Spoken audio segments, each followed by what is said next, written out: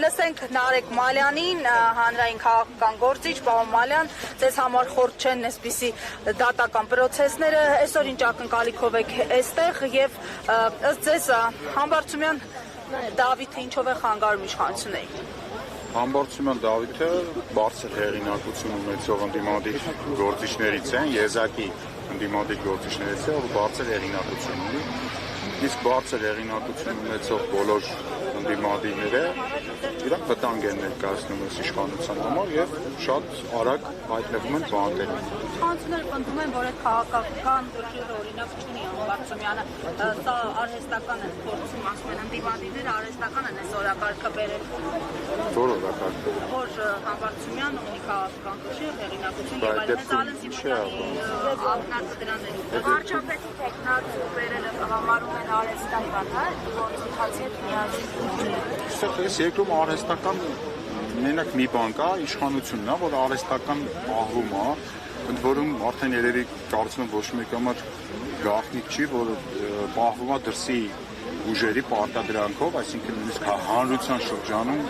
բացարձակ աջակցություն չունեցող իշխանություն։ Արհեստական մի բան կա։ Իշխանությունները ամբողջ աշխարհում գնում են ռեպրեսիաների, լավ օրից չի դա։ Եթե 18 թվականին, երբ որ այդ հեղափոխությունը եղավ, էլի քննադատում են, քննադատողներ կային, ինքս էլ այդ քննադատողների մեջ եմ եղել շատ մարդիկ կային, ինչ այդ ժամանակ Նիկոլ Փաշինյանը կոչ էր անում իր համակիրներին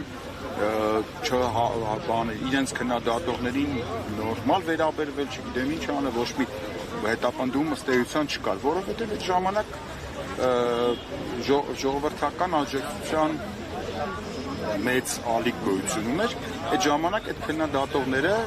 որովհետեւ վտանգ չէին ներկայացնում իրենց իշխանության համար։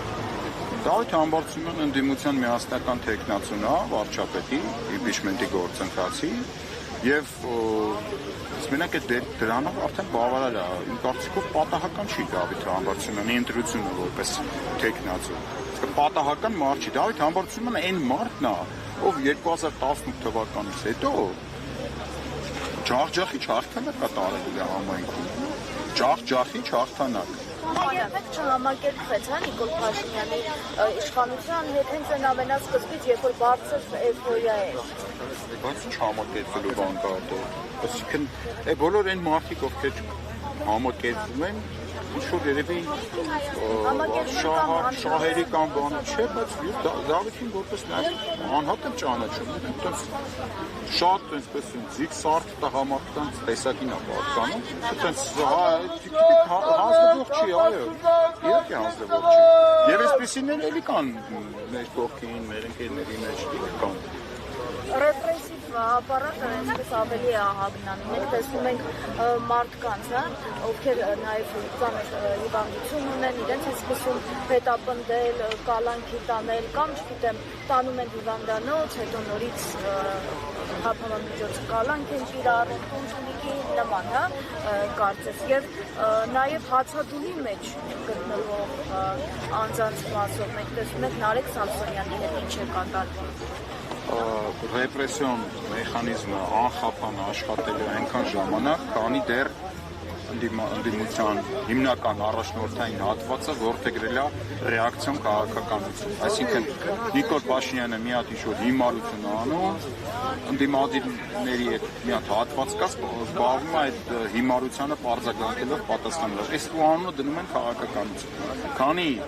պրոակտիվ, ոչ թե ռեակտիվ, այլ պրոակտիվ քաղաքական գործընթացներ չկան, քանի նախաձեռնությունը ընդդիմությունը չի վերցնում իր ձեռքը։ Ասենց միշտ դեզ են բռնելու, ինձ են բռնելու նորից։ Փաշինյանի նյարդերն են կարծես տալիս։ Իսկ մեր խնդիրը Փաշինյանի նյարդայնացնելն է։ Չէ, բայց կարծում եմ մի քիչ ավելի ուրիշ է, չէ՞։ Մի փոքր ուրիշ է։ Բայց ինքն էլ կարծես թե չի կարողանում արդեն դիվանալ, հա, այդ ճնշումներին, ադրբեջանա-թուրքական եւ այլը եւ մենք Ադրբեջանա-թուրքական Սամադրական կարգ է ստեղծան տապալը։ Ցանրություն կարգը տապալում եւ դա նոր չի տապալվում։ Դա տապալվել է ժամանակվեց մինչեւ հիմա։ Այսինքն ինչը ճնշումները գիտեք մենք չենք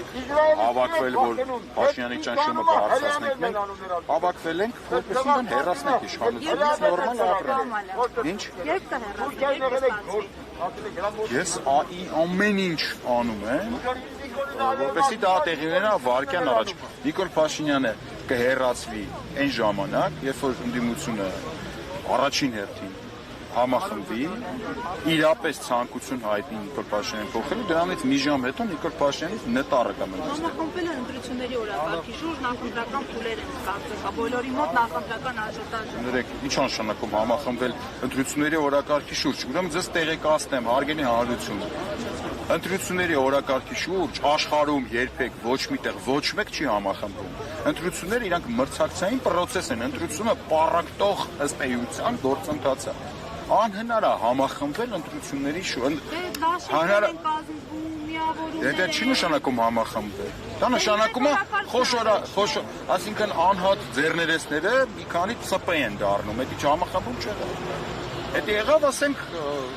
մի քանի ուղղություններով մանր-մունր էնել կներեք խիստ կասկածում եմ որոշ ընդդիմադիրների ցանկության վրա Նիկոլ Փաշինյանին փոխելու խիստ կասկածում եմ։ Ասեք։ Ավարտեցիք։ Ալեքս Սիմոնյանն ասում է, որ 2026 թվականին նրանք 54%-ից էլ բարձր ձայներ են ունեցել։ Ալեքս Սիմոնյանը ձայներ են հավաքելու, քան 2021 թվականին։ Եթե ամեն ինչ շարունակվի այսպես, այսինքն ընդդիմության ապարապուրդը այսպես այն հատվածի, որը առաջնորդության հայտ է ներկայացրել, շարունակվի այսպես, կարող ավելի շատ է հավաքել։ Այսինքն ոչ մի բան չկա այս կողմում։ Իսկ այն կողմում ակտիվ տենում ենք, ինչ ասած անում ենք, կաղ բադարկյալներ, ձերբակալ։ Ընդդիմադիր սուր ելույթներ են ունենում։ Դե այդ ընդդիմադիր սուր ելույթներով թող Նիկոլ Փաշինյանին հեռացնենք այնքան կարող։ Այսինքն Ջորջան այնքան պարզ է, այնքան ռացիոնալ է ամեն ինչ։ Ու ես ձեզ կոչ եմ անում, հարգելի լրագրողներ, ջերմոցային պայմաններ մի ստեղծեք ընդդիմադիրների համար, սկսած ինձանից։ Այսինքն եթե մարդը հելնում է պրոստը Նիկոլա քրվում, դա չի նշանակում, որ պետքա իրան անհարմար հարցեր չտա։ Հակառակը ինչքան սուր հարցեր տա, ինչքան ընդդիմությանը ստիպեք, ճնշեք, բզեք, այնքան իրանք կաշխատեն, այնքան արդյունք ավելի շատ կլինի, այնքան ավելի լավ կլինի ամեն ինչ։ Այդ ջերմոցային պայմանները, որ ստեղծում է, հասկանում ենք բարոյական տեսանկյունից, մտածում ենք դեմա մարդ են, մեղք են, տանջված են, հալածված են, բայց դեմա տենց էլ պարապուրդ են, արխային են ընկնում, այսպես ասած, պարապուրդ են մարդը։ Անընդհատ պետք է պահանջատեր լինենք։ Մինչև այդ հողը մենք չհերկենք, չպարարտացնենք, ընդեղից նորմալ ընդդիմադիր ինչ չի ծալելու ժողովուրդը։ Դե գոհ են, շնորհավորում եմ բոլորին, ովքեր գոհ են։ Շնորհավորում եմ։